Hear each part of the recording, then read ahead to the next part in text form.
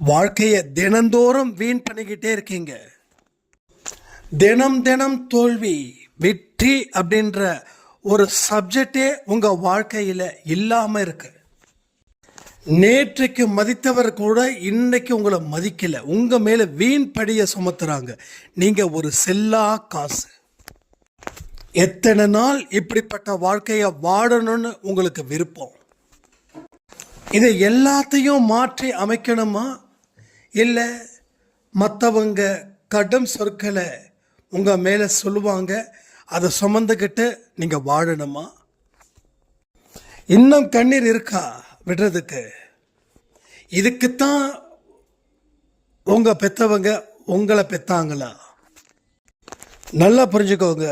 இப்படியே இருந்தீங்கன்னா வாழ்க்கையில் எந்த இடத்துலையும் ஒரு துளி சந்தோஷம் கூட உங்களுக்கு வராது.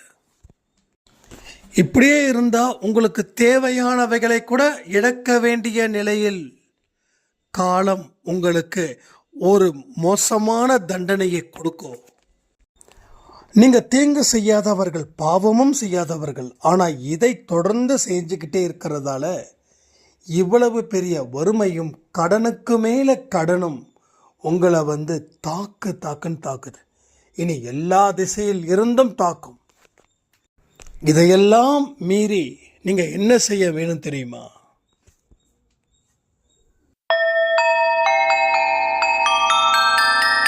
ஓம் சாயிரா சாயிரா, ஓம் சாயிரா சாயிரா, ஓம் சாயிரா சாயிரா, அன்பே சாயிரா, பேரன்பே சாயிரா, அகிலம் தளிக்க ஆத்மா விழிக்க அனுதினம் சாயிரா, எங்கள் அன்பே சாயிரா. ஒன்றே இறைவன், ஒன்றே பூமிக்கென்றும் சாயிரா, சரணம் சாயிரா, நன்றே செய்து வாழ்வோம், நாம் ஒன்றே செய்து வாழ்வோம், அன்பே சாயிரா.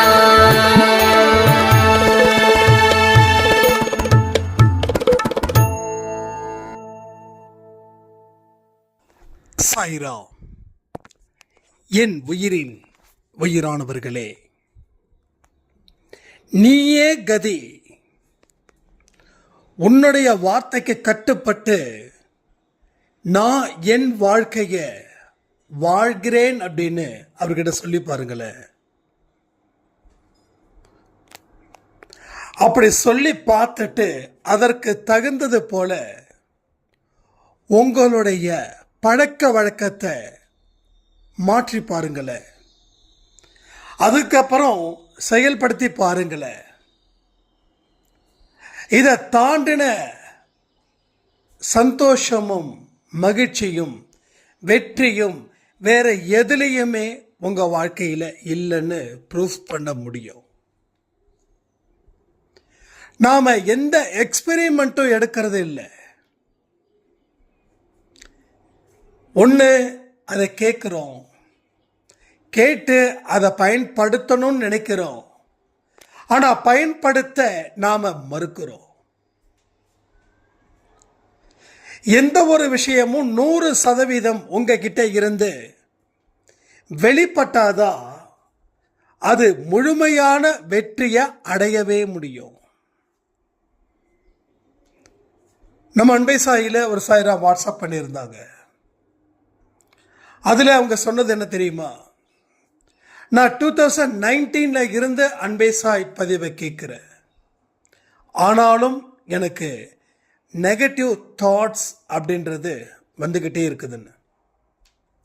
அதே போல் இன்னொரு சாயிராமும் சொன்னாங்க, நான் 2025 ஆடியோ கேட்டுட்டு இருக்கேன், என் வாழ்க்கையில் நினைச்சு பார்க்க முடியாத வெற்றி என்னை தேடி வருது. இந்த 10 வருஷமா என்னால் வெற்றியை பெற முடியல. வெற்றியை தேடின, அதற்கு என்னென்ன வழிகள் எல்லாம் செஞ்சனோ அத்தனையும் செய்த. ஆனால் பெற முடியல.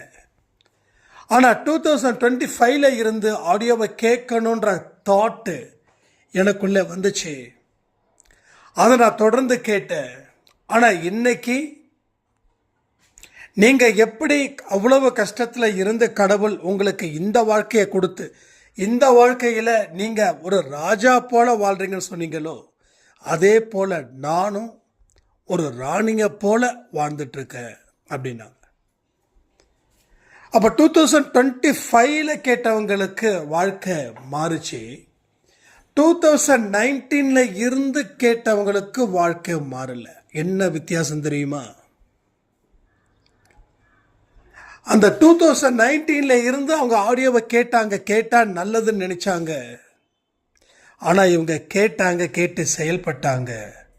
செயல்பட்டதால அவங்களுடைய மனது எதை ஈர்த்துச்சுன்னா, ஒரு வெற்றியை, ஒரு சந்தோஷத்தை, ஒரு மகிழ்ச்சியை அது ஈர்த்துச்சு. இவங்க கேட்டதை தாண்டி எதையுமே செயல்படுத்த முடியல. அதனால இவங்களால எதையுமே அங்க இருந்து ஈர்க்க முடியல. ஸோ நீங்க 2019 இருக்கக்கூடிய சாய்ராம் போல இருக்கீங்களா, இல்லை 2025 இருக்கக்கூடிய சாய்ராம் மாதிரி இருக்கீங்களான்றத கமெண்ட் பண்ணுங்க. அப்போ கடவுள் நீங்க கேட்டதை எல்லாம் தருகிறார், அதுல மாற்றம் இல்லை. ஆனா நீங்க கேட்டும் தராமல் இருக்கிறதுக்கு ஒரே காரணம் நீங்க மாறல.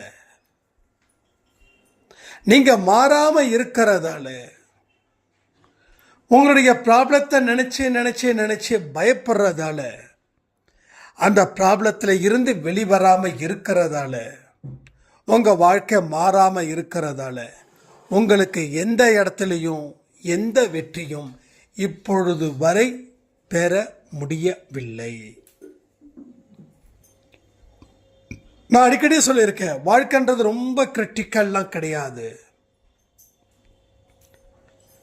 எங்க விழுந்தீங்களோ அங்க எழுந்திருக்கணும்.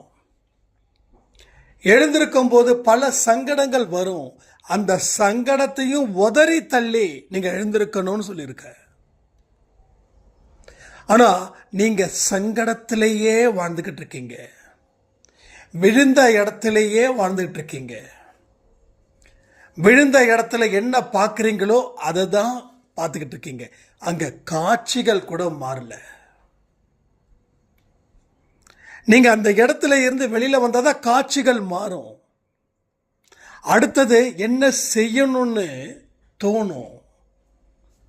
ஆனா விழுந்த இடத்துல விழுந்து கடந்தா என்ன தோணும்? என்ன இப்ப தோணுதோ அதுதான் திருப்பி திருப்பி தோணும். விழுந்துட்டோம் அப்படின்னு சொல்லி.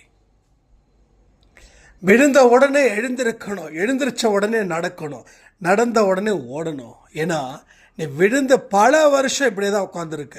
இப்போ நட பத்தாது, ஓடணும். அப்போ வேகமும் இங்க தேவை, அதே நேரத்தில் விவேகமும் இங்க தேவை. ஓட வேண்டிய பாதையில் ஓடு, நடக்க வேண்டிய பாதையில் நட.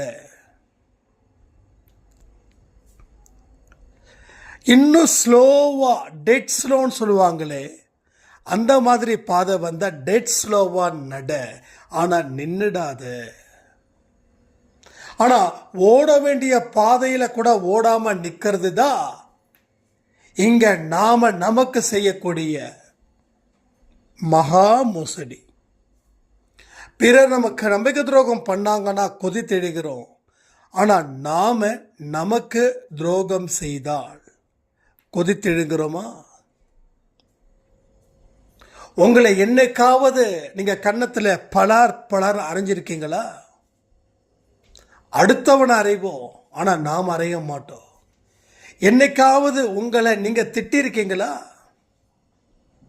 திட்டி இருப்பீங்க, நான் அதிர்ஷ்டம் இல்லாதவ, நான் அது இதுன்னு. ஆனா ஏன் முன்னேறாம நீ இப்படி கடக்கிற? உனக்கு என்ன பிரச்சனை? உனக்கு அறிவு இல்லையா? நீ சோம்பேறியா? இதுக்கு தான் நம்ம அப்பா அப்பா பெத்து போட்டாங்களா அப்படின்னு என்னைக்காவது அந்த மாதிரி நீங்கள் கேள்விகள் கேட்டிருக்கீங்களா? கேட்டிருந்தா ஆன்சர் பண்ணுங்க. கேட்கல. மற்றவனை கேட்டோம். நீ மற்றவனை கேட்டதால மற்றவன் திருந்தினான். நீ உனக்கு கேட்டதால நீ திருந்தல. நீ உனக்குள்ள 1000 கேள்வி இருக்கு, லட்சம் கேள்வி இருக்கு.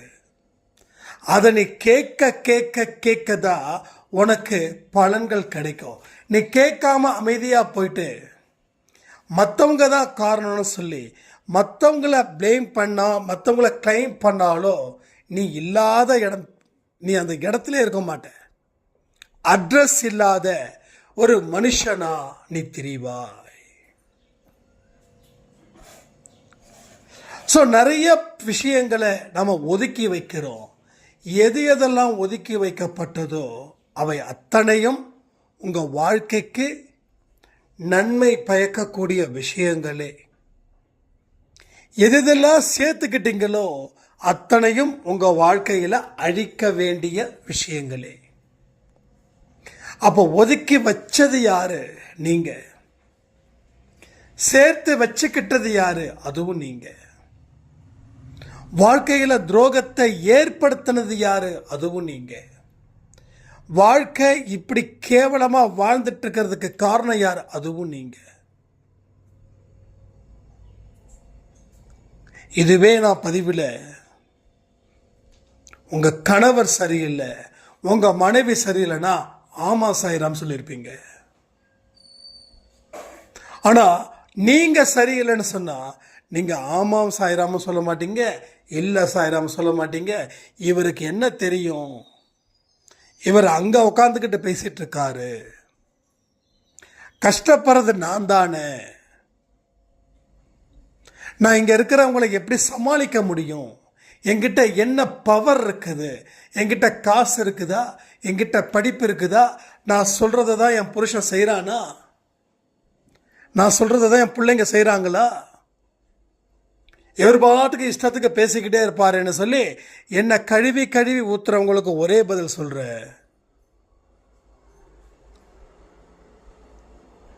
இப்பையும் காரணம் நீங்க மட்டும்தான். அதுதான் நான் சொல்றேனே, பதிவுகளை சொன்னதை செஞ்சாதான் நான் சொன்னது உண்மைன்னு புரியும். பதிவே ஜஸ்ட் தாளாட்டுற மாதிரி ஒரு ராகத்தில் நான் பாட, நீங்களும் அதே சுகத்தில் கேட்க, அப்படியே தூங்க. இதான் இங்கே நடக்குது, வேற எதுவும் நடக்கலை. ஒரு ஆக்ரோஷம் உங்களுக்குள்ள வேணும், ஒரு வெறி இருக்கணும், வாழணும் அப்படின்ற வெறி இருக்கணும், என்னாலையும் வாழ முடியும் அப்படின்ற வெறி இருக்கணும், வாழ்ந்து சாதிக்க முடியும் அப்படின்ற வெறி இருக்கணும், வாழ்ந்து பலருக்கு உதவிகளை செய்ய முடியும் அப்படின்ற வெறி இருக்கணும். அந்த வெறி இருந்தால் மட்டும்தான் உலகம் உங்களை திரும்பி பார்க்கும். வெற்றி அடைகிறவன் கிட்டதான் இந்த உலகம் நிற்கும். தோல்வி அடைஞ்சவனை இந்த உலகம் ஒதுக்கும். தோல்வி அடைந்தவன் என்ன சொன்னாலும் இந்த உலகம் காது கொடுத்து கேட்காது. அவன் எவ்வளவு பெரிய ஞானத்தை இது பண்ணாலும் போதிச்சாலும், ஏண்டா நீ இவ்வளவு தோல்வி அடைஞ்சிருக்க, நீ எல்லாம் ஞானம் சொல்லி நான் கேட்கணுமா அப்படின்னு.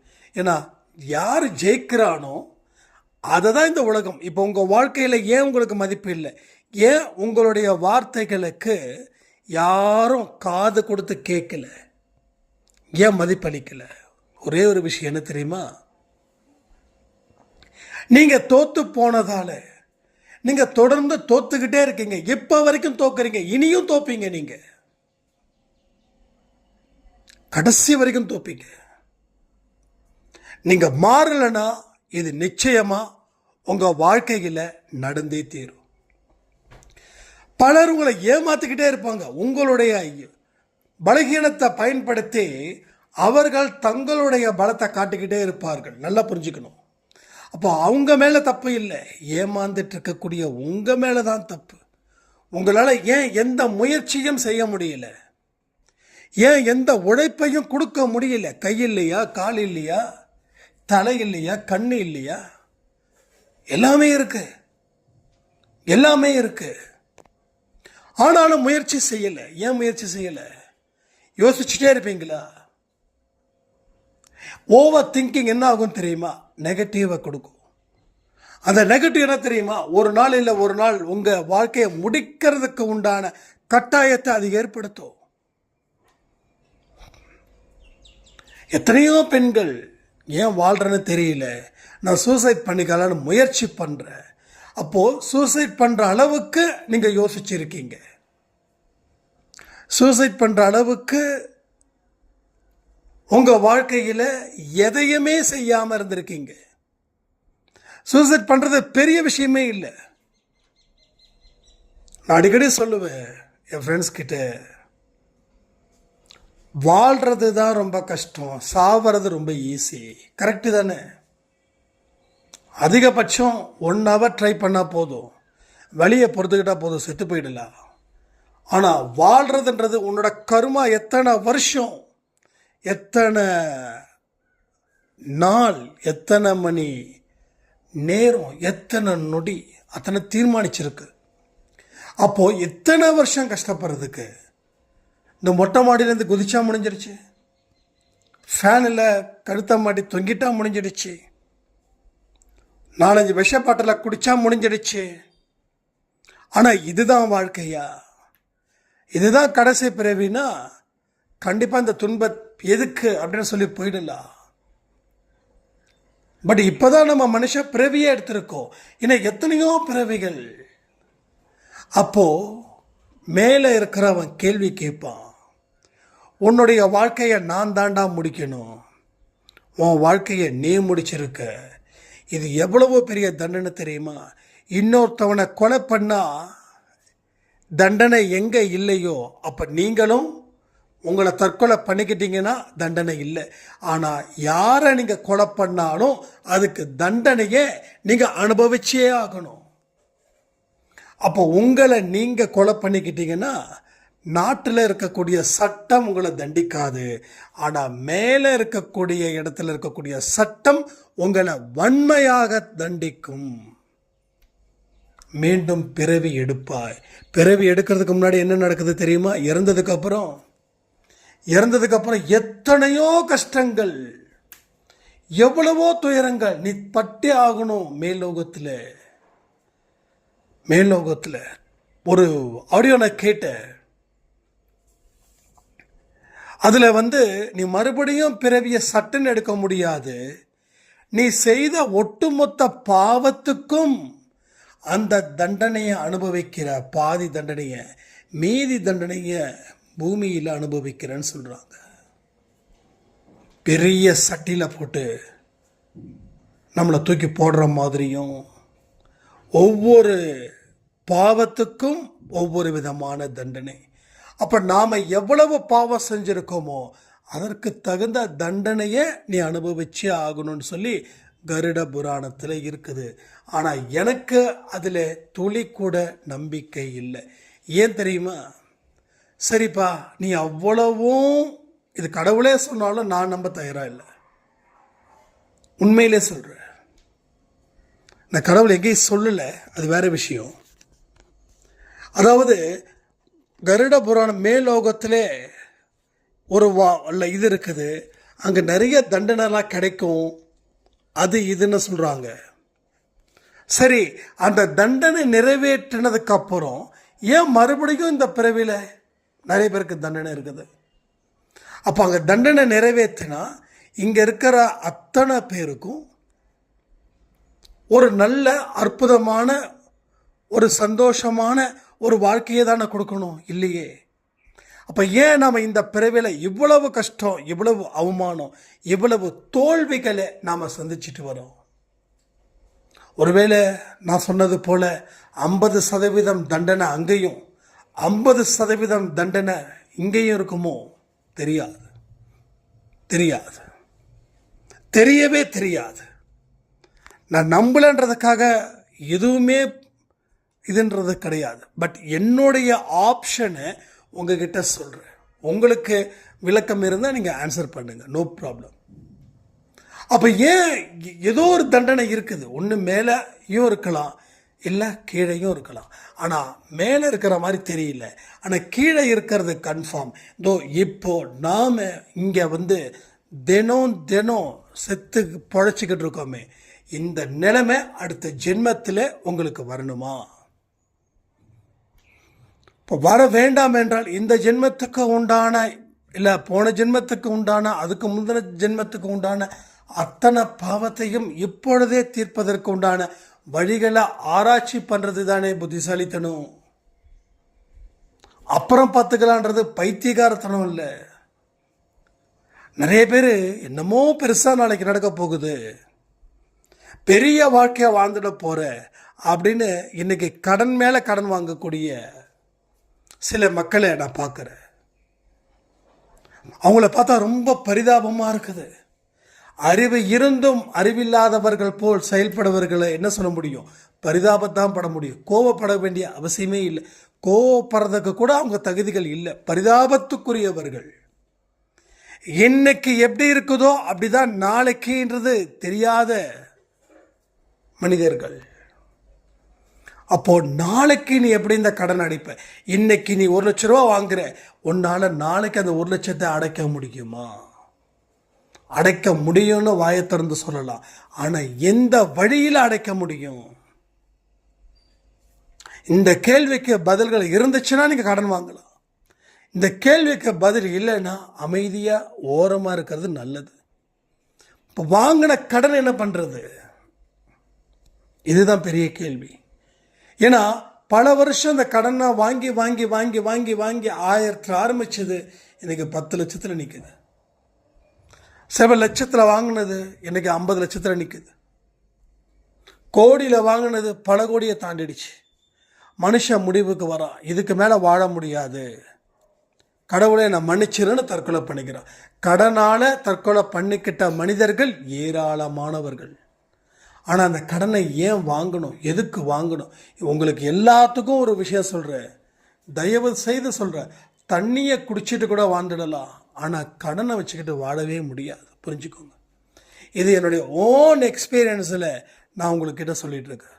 This is my own experience. நம்ம வீட்டுக்கு முன்னாடி ஏதாவது ஒரு வண்டி சவுண்டு வந்தால் கூட நம்ம நல்லா சாப்பிட்டுட்டு இருப்போம். வந்துட்டானோன்னு நினைப்போம், போய் பார்க்க ட்ரை பண்ணுவோம். இல்லைன்னும் போது ஒரு நிம்மதி வரும். வந்துட்டான்னு சொல்லும்போது நம்ம சாப்பிட்டது எதுவுமே தெரியாது. உடம்புல என்னென்னமோ விபரீதங்கள் எல்லாமே நடக்கும். அவன் வந்துட்டு போகிற வரைக்கும் நம்ம மானத்தை அவன் கூறு போட்டு விற்பானா விற்க மாட்டானா? ஸோ இந்த மாதிரி, அதனால தான் சொல்கிறேன், கடன் உங்களை அழிக்க வந்தது தான், வேற ஒன்றுமே இல்லை. உங்களுடைய முன் யோசனை சுய புத்தி இல்லாமல் இருந்ததால் நீங்கள் விழுந்திருக்கீங்க. அதனால தான் சொல்கிறேன், புதுசாக கடன்களை தயவு செய்து எந்த காரணத்தை கொண்டும் ஏற்படுத்தாதீர்கள். பழைய கடனை அடைப்பதற்கு உண்டான வழிமுறைகள், வருமானத்தை பெருக்குவதில் கவனமாக இருங்கள். திரும்ப திரும்ப நம்ம என் கடன் இப்படி ஆயிடுச்சுன்னு சொல்லி வீட்டுக்குள்ளே உக்காந்துக்கிட்டு அண்ணாந்து ஃபேனை பார்த்துக்கிட்டு இருக்கிறதுல எந்த இடத்துலையும் எந்த நல்ல விஷயமும் நடக்க போகிறதே இல்லை. ஆனால் என்னுடைய வருமானத்துக்கு என்ன தேவைகள் இருக்கோ அதை நான் சரி செய்வதற்கு இந்த 24 மணி நேரத்தையும் நான் சரியான முறையில் பயன்படுத்தி வருமானத்தை பெருக்கி நான் கடனை அடைப்பேன். முதல்ல எந்த விஷயத்துக்கும் பயப்படக்கூடாதுங்க. நீங்கள் ஒரு இடத்துல பயந்தீங்கன்னா என்ன தெரியுமா பண்ணுவீங்க? உங்கள் குடும்பத்தையே ஒரு ஆபத்தான இடத்துல வச்சுருப்பீங்க. நிறைய மனுஷங்க அப்படி பண்ணுறாங்க, ஏகப்பட்டவங்க. பெண்ணும் இப்போ ஆண்கள் அளவுக்கு பெண்கள் சரி ஒரு கடனை வாங்குறாங்க. ஒன்றும் இல்லை, ரொம்ப தெரிஞ்ச ஒரு க்ளோஸ் ஒரு ஃப்ரெண்டுன்னு கூட சொல்லலாம். அவங்க மனைவி கணவனுக்கு தெரியாமல் ஒரு டெய்லர் ஷாப் வச்சுருக்காங்க. கணவனுக்கு தெரியாமல் 1000 ஆரம்பித்த கடன் கிட்டத்தட்ட 40 லட்சம் ரூபாய் கடன், 40 lakhs. அந்த கடனை ஒரு ஸ்டேஜில் அவங்க கணவர்கிட்ட சொல்கிறாங்க, நான் 2 நாள் தான் நான் உயிரோடு இருப்பேன், அதுக்கப்புறம் நான் இறந்து போயிடுவேன். கணவனுக்கும் ஷாக். என்னாச்சு ஏதாச்சு? நான் நல்லதானே பார்த்துக்கிறேன், நான் ஒரு சிகரெட் கூட குடிக்கிறது இல்லை, தம்மு கூட அடிக்கிறது இல்லை, தண்ணி கூட அடிக்கிறது இல்லையே, உனக்கு தேவையான அத்தனை மரியாதை கொடுக்குறேன்னு, உனக்கு தனியாக தொழில் இருக்கு, என்ன என்ன என்னன்னு சொல்லி அவர் ரொம்ப வீக் ஆகிட்டார். இல்லைங்க இது மாதிரி அது மாதிரி. சரி நகை இருக்குல்ல, அதை அடமானம் வச்சிடலாம். இல்லைங்க நகை எல்லா அடமானத்தில் போயிடுச்சு, உங்களுக்கு தெரியாமல் என்னோடய கடன் அடைக்க அந்த நகையை நான் விற்றுட்டேன். யோசிச்சு பாருங்க, ஒரு டெய்லர் கடை வைக்கிறவங்களுக்கு 50-60 லட்சம் ரூபாய் எப்படி கடன் ஆகுது. அப்போது எதெல்லாம் நம்ம அலட்சியப்படுத்துகிறோமோ அது எல்லாம் உங்களுக்கு எவ்வளவு பெரிய ஒரு பாதிப்பை கொடுக்குதுன்னு தெரியுதா? ஆண்கள் மட்டும் கடன் வாங்கலை, பெண்களாக இருக்கக்கூடிய நீங்களும் கடனை வாங்கிட்டு இருக்கீங்கிறது புரிஞ்சுக்கோங்க. இப்போ ஆணும் பெண்ணும் கணவனும் மனைவியும் கடன் மேலே கடன் வாங்கினா உங்கள் குழந்தைங்களோட நிலைமை யோசிச்சு பார்த்தீங்களா? வாழ வேண்டிய குழந்தை, அந்த குழந்தைங்களோட எதிர்காலம், அந்த குழந்தையோட மனநிலை எப்படிப்பட்டதாக இருக்கும்? அந்த குழந்தைங்களுக்கு நல்ல ஃபியூச்சரை உங்களால் அமைச்சு தர முடியுமா? உங்களோட எதிர்காலத்தை நீங்களும் வீணாக்கி அதை குழந்தைங்களுக்கும் கொடுக்குறீங்க. எவ்வளோ பெரிய பாவத்தை செய்கிறீங்க பாருங்க. அதனால தான் திரும்ப திரும்ப சொல்கிறேன், எல்லா விஷயத்தையும் சரியான முறையில் ஹேண்டில் பண்ணால் மட்டும்தான் இங்கே நீங்கள் ஒரு சிறப்பான தொடக்கத்தை ஏற்படுத்த முடியும். ஸோ வாழ்க்கையில் எத்தனையோ விஷயங்களை நீங்கள் சந்திக்க வேண்டியதுலாம் இருக்குது. இது மட்டும் இல்லை, நீங்கள் நினச்சிட்ருக்கீங்க இதுவே கடைசி பிரச்சனையாக இருக்குமா? அப்படி எத்தனையோ இடத்துல நினச்சிங்க இதுக்கு மேலே பிரச்சனை என்ன வரப்போகுது அப்படின்னு. 2016 நினச்சிங்கல்ல, அதுக்கப்புறம் பிரச்சனைகளே வரலையா? அப்போ ஒரு பிரச்சனை ஏன் வருது தெரியுமா? எந்த ப்ராப்ளத்தையும் நீ சால்வ் பண்ண விரும்பலை, நீ பயந்து ஒதுங்கி நடுங்கி பதுங்கிட்ட. கேட்டால் வெளியில் சொல்கிற நான் பதுங்கிறதே பாயறதுக்கு தானே. இல்லை, இது பாயும் புலி இல்லை, இது பதுங்கும் புலி. வீராதி வசனத்தில் வெளியில் பேசிக்கலாம், ஆனால் நமக்கு தெரியும் எது உண்மை அப்படின்னு. நீ பதுங்கி பதுங்கி நிற்கிற, நீ பாய வேண்டியவனே இல்லை, நீ பாயவும் மாட்ட. நான் தெளிவாக சொல்கிறேன், நீங்கள் பதுங்கவும் வேண்டாம், பாயவும் வேண்டாம். நீங்களாக இருங்க. பயம் இல்லாத ஒரு வாழ்க்கையை வாழ்ந்தாதான் இங்கே இருக்கக்கூடிய அத்தனை நல்ல விஷயங்களும் உங்கள் வாழ்க்கையில் நடக்கும், நடந்தே தீரும். இதெல்லாம் எழுதி வச்சுக்கோ. இன்னைக்கு உங்களுக்கு இந்த வார்த்தைகள் இல்லாமல் பயன்படாமல் இருக்கலாம், ஆனால் என்னைக்கு வேணாலும் இந்த வார்த்தை உங்களுக்கு பயன்படும். கடன் உங்கள் வாழ்க்கையை அழிக்க வந்த விஷயம். கடன் ஒரு 5 தலை கொண்ட பாம்பு. கடன் ஒரு பசியோடு இருக்கக்கூடிய ஒரு முதலைக்கும் சிங்கத்துக்கும் ஒரு ஓநாய்க்கும் சமமானது. பசியோட ஒரு முதலை இருக்குது, ஒரு மனுஷன் அகப்பட்டான்னா அந்த முதலை என்ன பண்ணும்? முழுங்கிடும், ஒரே முழுங்கு. நம்ம பசியோட சாப்பாடு எப்படி முழுங்குறோம்? ஏன்னா அவ்வளோ பசி, 4 வாய் கடன்னு முழுங்கிடுவோம். நீங்களும் 4 வாய், அது ஒரே ஒரு வாய். 6 அடியாக இருந்தாலும் சரி, இல்லை 20 அடியாக இருந்தாலும் சரி, ஒரு மனுஷனுடைய இது சொல்கிறோம். ஏன்னா அந்தளவுக்கு கொலை பசியில் இருக்கும். அது போல தான் உங்கள் கர்மா. உங்களுடைய பலகீனங்கள் எங்கெங்கெல்லாம் இருக்குதோ அங்கெல்லாம் இந்த கர்மா வந்து நிற்பான், உங்களை ஒரு வழி செய்வான். இது மிரட்டலுக்காகவோ இல்லை உங்களை பயப்படுத்துறதுக்காகவோ சொல்லலை, இது ரியாலிட்டி. இதில் இருந்து நீங்கள் ஓவர் கம் பண்ணியே ஆகணும், வேறு வழியே இல்லை. தயவு செய்து சொல்கிறேன், நம்ம அன்பை சாய் குடும்பத்தில் இருக்கிற ஒவ்வொருத்தவங்களுக்கும் சொல்கிறேன், இது நம்ம குடும்பம். இங்கே ஒருத்தவங்க தோத்தாலும் அத்தனை பேர் தோத்ததுக்கு சமம். அதை மனசில் வையுங்க. வாழ்க்கையில் மிகப்பெரிய ஒரு விஷயத்தையும் தாக்கத்தையும் நீங்கள் உங்கள் செயல்கள் மூலமாகத்தான் ஏற்படுத்த வேண்டும். புரியுதா? அதே போல் சச்சரித்திரம், இந்த மெடிடேஷன், ஆரத்தி, இந்த 3ஐயும் தொடர்ந்து செய்பவர்கள் யார் அப்படின்றத கமெண்ட் பண்ணுங்கள். ஒவ்வொருத்தவங்களும் நான் திரும்ப திரும்ப சொல்லக்கூடாது, ஆனால் சொல்ல வேண்டிய நிலையை நீங்கள் உருவாக்குறீங்க. சச்சரித்தம் என்னைக்கு எந்த ஒரு ஆடியோலையாவது நான் சொல்லக்கூடிய கமெண்ட்டில் நான் இந்த அதிகாரம் படித்தேன், இந்த அதிகாரத்தில் இப்படி இருக்குதுன்னு சொல்லணும்னு நம்ம சொல்லியிருக்கோம். மறந்துட்டிங்களா என்ன? அதே போல் உங்களுடைய எக்ஸ்பீரியன்ஸை எல்லாத்தையும் ரொம்ப பர்சனல் டச்சிங் பண்ண வேண்டாம். ஏன்னா இது யூடியூப்ன்றது பலர் பார்க்க வேண்டிய ஒரு இடம். கடவுளை பற்றியும் அவரோட புகழை பற்றியும் தினமும் ஒரு கருத்துக்களையாவது நீங்கள் சொல்லிக்கிட்டே இருக்கணும். தினம் ஒரு கருத்துக்களை கமெண்ட்டில் சொல்லணும். ஏன் சொல்கிறேன் அப்படின்னா, உங்கள் மூலமாக இன்னும் பிறருக்கும் உங்களுடைய கருத்துக்கள் போய் சேரட்டும், அவருடைய வாழ்க்கையிலும் வளர்ச்சி உண்டாகட்டும் சொல்லி இந்த பதிவை நான் முடிக்கிறேன். ஜெய் சாய்ராம்.